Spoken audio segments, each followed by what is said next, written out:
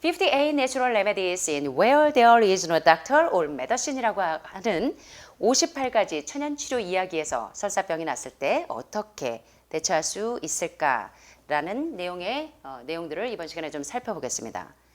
자, 설사병이 났을 때 어떻게 해결하면 되는지. 첫째, 설사병이 나면요, 대개 여러분들이 좋아하시는 죽집에 가셔서 엄마들이 대개 죽을 사다가 이제 먹이는 경우가 많은데요. 조심하셔야 합니다. 유동식이 중환자들일수록, 특별히 이런 설사병이 있을 때 소프트한 이 부드러운 음식이 먹을 때는 굉장히 좋죠. 예, 잘 못 먹고 탈수 현상이 있으니까 뭐 딱딱한 거 잘 안 먹히니까 이렇게 부드러운 음식을 먹이는 경우가 많은데, 여러분 이런 부드러운 음식이 저작 활동을 하지 않으면 먹을 때는 꿀떡꿀떡 잘 넘어가는데 소화기가 굉장히 많이 정체가 됩니다. 그래서 궤양에 좋다는 생각을 버리시는 게 좋습니다. 뭐 췌장에 염증이 있거나 위에 염증이 있거나 담도에 염증이 있는 분들, 소화기 계통에 이 염증이 있는 분들 또는 암 환자들은 유동식을 드시는 것보다는 적당히 꼭꼭 씹어 드실 수 있는 게 훨씬 더 건강에 유익하고 소화기를 살릴 수가 있습니다. 그래서 이제 설사병이 날 때 대개 이제 죽을 드시는 분들이 많은데, 첫째 이거 주의하시고, 또 우유나 부드러운 죽이 좋다고 생각하시는데 사실은 더 소화기를 약하게 합니다. 그래서 오히려 이럴 경우에 설사병이 나서 탈수 현상이 와서 잘 못 드실 때라도 섬유질이 많은 음식과 통곡류를 꼭꼭꼭꼭 씹어 드셔야 소화작용이 원활하면서 회복이 더 빨라진다는 사실을 기억하셨으면 좋겠고요. 그래서 설사병이 났을 때는 특별히 모든 고기를 끊으셔야 됩니다. 동물성 단백질이나 동물성 지방들. 이 동물로부터 제공되는 것들이 특별히 대장의 독소와 부패들을 촉진시키게 됩니다. 그래서 병든 동물들의 병을 그대로 들여와서 우리 인체를 더 상하게 하기 때문에 설사병이 났을 때는 동물성 단백질과 동물성 지방질을 제한한다는 거 꼭 기억하셔야 합니다. 이 아크릴라마이드가 많은, 발암물질이 많은 음식들, 또 인스턴트 음식도 첨가제가 많이 포함되어 있기 때문에 설사병이 날 때는 영양 흡수가 잘 되는 좋은 음식을 특별히 먹여주셔야 합니다. 또 이제 카페인 음료들 상당히 주의하셔야 됩니다. 맵고 짜고 기름지고 설탕이 많이 든 음식이 궤양과 염증을 초래합니다. 그래서 카페인 종류 홍차, 녹차, 커피, 자꾸 지금 탈수 현상이 와가지고 죽겠는데 탈수를 더 빨리 진행시키는 카페인 음료를 먹이면 탈수 현상이 더 심각해지겠죠. 그래서 이제 이뇨작용이 안 되시는 분들은 특별히 이 카페인 음료를 드시면 안 됩니다. 암 환자들은 말할 것도 없고. 그래서 커피나 차나 음료, 탄산음료, 요즘에는 가정에 탄산음료 제조기를 드시는 분들이 많은데 탄산음료, 흥분제 음료를 피하셔야 합니다. 예.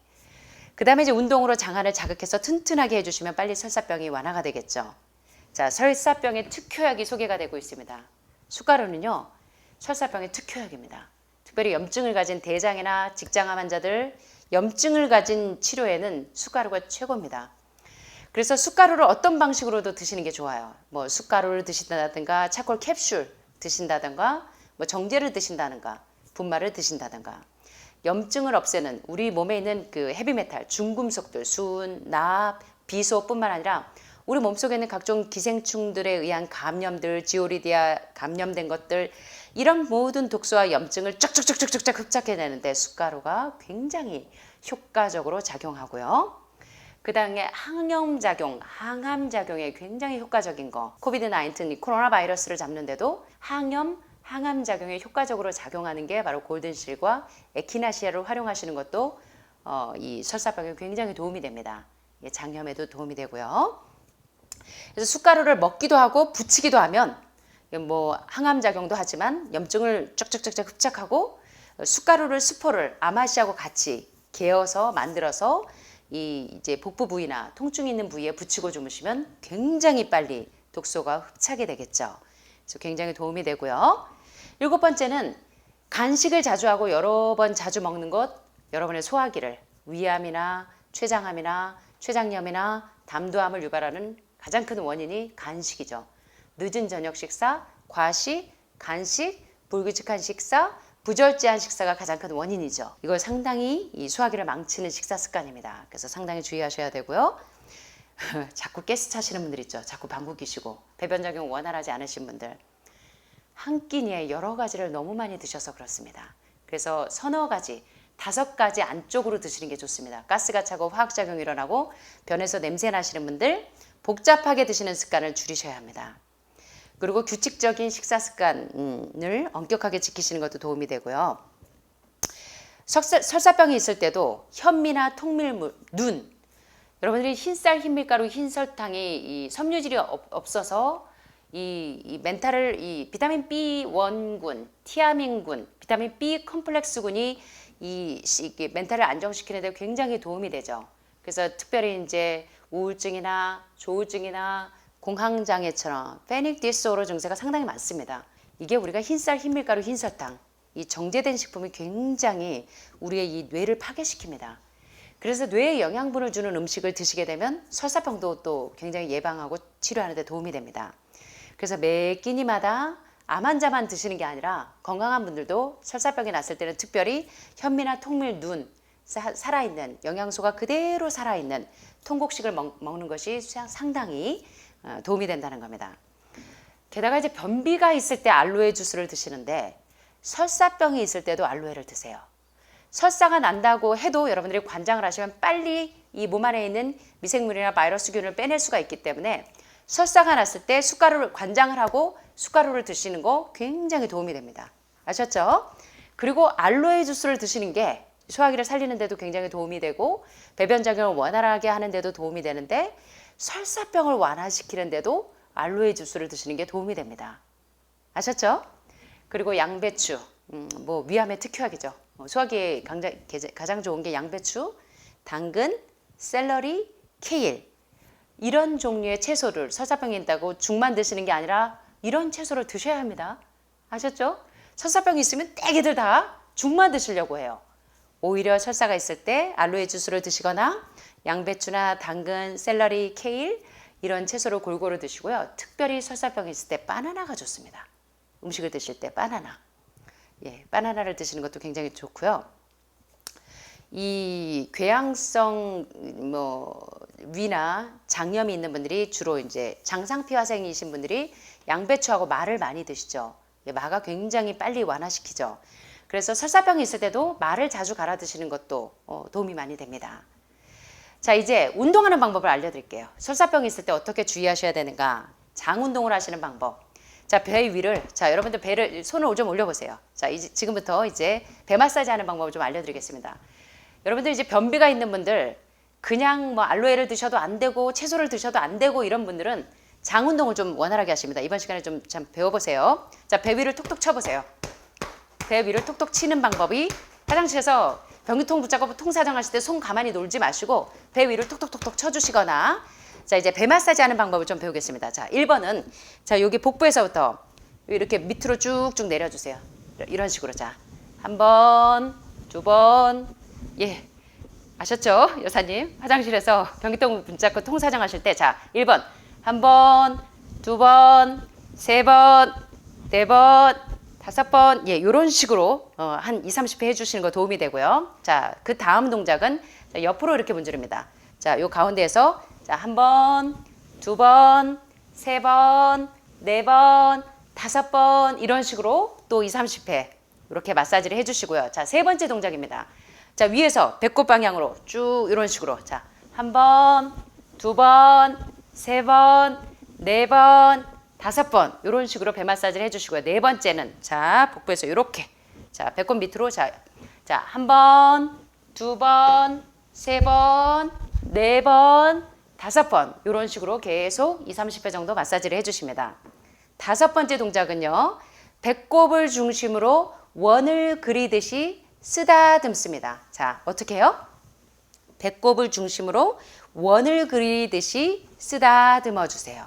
그런 식으로 배를 둥글둥글 쓰다듬으면서 예, 그렇게 복부 마사지를 좀 해주시고요. 마지막 동작, 양 손바닥 또는 손끝으로 가볍게 지금까지 했던 부위들을 이렇게 눌러주세요. 이런 식으로 계속 복부 마사지를 해줍니다. 그러면 여러분들이 장 운동을 원활하게 해주시면 변비가 있는 분들도 장 운동을 할 뿐만 아니라 설사가 있을 때도 대장 운동을 하시고 관장을 하시는 게 되게 좋습니다. 이 안에 있는 미생물들, 세균들, 바이러스균들 쫙쫙 빼내는 데 효과적입니다. 설사를 해서 변을 다 빼내는데 관장을 해요? 라고 생각하지만 오히려 장 속에 있는 많은 미생물들을 빨리 빼낼 수가 있습니다. 바이러스들을. 그래서 첫째, 장 운동하는 게 굉장히 주의하고요. 만약에 이제 설사하고 나서 막 이제 탈수가 심하고 통증이 심할 때는 핫앤콜드 요법을 활용하십니다. 뜨거운 팩, 차가운 팩을 교차하는 겁니다. 그래서 뜨거운 물에 적신 수건을 3분 정도, 그리고 차가운 물수건을 1분 정도, 3분, 뜨거운 물은 3분, 차가운 물에 담근 찬물 수건은 1분간 짜서 번갈아서 복부에 올려놓는 것을 7번 정도 번갈아서 해주시고 그 다음에 30분 정도 푹 쉬시면 됩니다. 자, 어떻게 하라고요? 배가 많이 차갑고 통증이 심하면 핫앤콜드 요법을 하시는데 뜨거운 물에 적신 수건을 몇 분? 3분. 차가운 물수건은 몇 분? 1분 정도 짜서 몇 번 정도?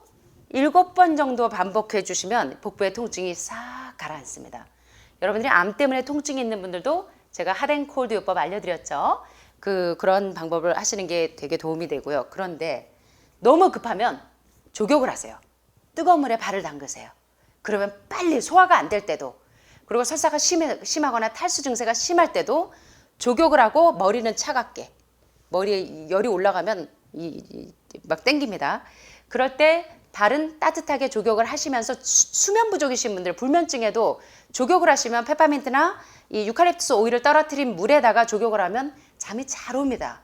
그래서 이제 제가 강의한 내용들을 참고하시고요. 그래서 이렇게 급할 때는 뜨거운 물에 발을 담그고 복부에 뜨거운 물수건을 대주고 이러면 통증이 빨리 완화되고 머리는 차갑게 차가운 물수건을 올려줍니다. 자, 그 다음에 이게 중요합니다. 설사병이 났을 때도 관장을 하셔야 돼요. 자, 그런데 레몬 관장이 안 받는 분들은 숟가루 관장을 하셔도 되고 소금 관장을 하셔도 되고, 자, 숟가루 2큰 술에다가 골든씨를 3 작은 숟갈을 집어넣어서 믹스합니다. 그래서 관장을 하시면 설사병이 빨리 완화가 됩니다. 자, 어떻게 하시는 방법이 또 있어요? 자, 관장을 하시는데 어떻게 하신다? 숟가루 관장을 하시는데 물 1000cc에 숟가루 몇 숟갈?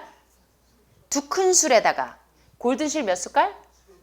3 작은 술을 넣어서 믹스를 하셔서 관장액으로 활용을 하셔서 관장을 하시면 엄청 빨리 염증이 완화가 되면서 회복이 됩니다. 자, 그래서 숟가루는 염증 치료, 골든실은 항생제로 활용하시면 돼요. 아셨죠? 설사병이 심하실 때 이렇게 하시고요.